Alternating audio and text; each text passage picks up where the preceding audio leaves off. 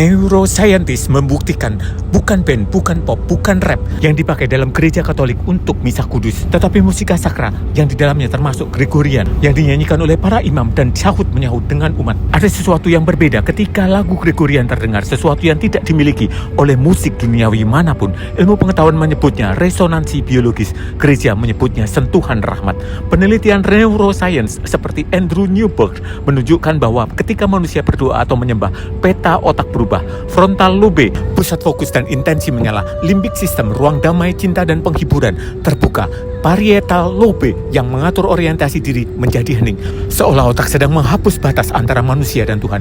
Dan inilah misterinya, musika sakra khususnya Gregorian chant mengaktifkan bagian otak yang sama. Ketika nada monofonik Gregorian mengalun, napas menjadi satu ritme, detak jantung melambat, gelombang otak turun ke pola meditasi, dan amigdala, pusat stres, menjadi tenang. Korteks prefrontal, fokus rohani, menjadi stabil, seolah otak mengenali bahasa kuno ini, seolah ia berkata, ini rumahmu, ini cara engkau tercipta untuk berdoa. Gregorian chant tidak memiliki beat keras, tidak memiliki repetisi agresif, tidak mengejar emosi instan, berjalan perlahan, panjang, dan murni. Dan justru inilah yang membuatnya selaras dengan rancangan ilahi dalam diri manusia. Para peneliti di Sao Paulo menemukan bahwa 89% ibu yang mendengarkan Gregorian chant mengalami penurunan kecemasan signifikan.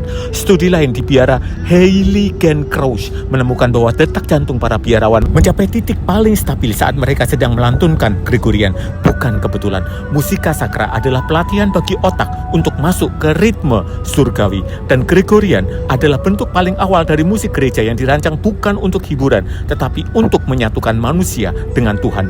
Nada panjangnya memaksa kita melambat, ritmenya mengatur napas seperti doa, kediamannya membuka ruang untuk kehadiran Allah. Ketika gereja bernyanyi Kyrie eleison, sains melihat gelombang otak yang menurun. Ketika umat melantunkan Agnus Dei, sains melihat sistem saraf parasimpatik aktif, tubuh masuk mode penyembuhan. Ketika lagu Salve Regina mengalun, frontal lobe menafsirkan sebagai nada, sebagai bentuk kasih dan penyerahan.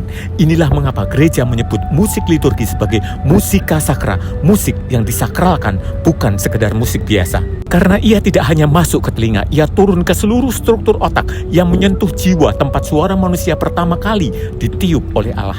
Musika sakra terutama Gregorian adalah jembatan yang menghubungkan apa yang diciptakan otak untuk lakukan dengan apa yang diciptakan jiwa untuk lakukan, yaitu mencari Tuhan, memuji Tuhan, dan akhirnya bersatu dengan Tuhan.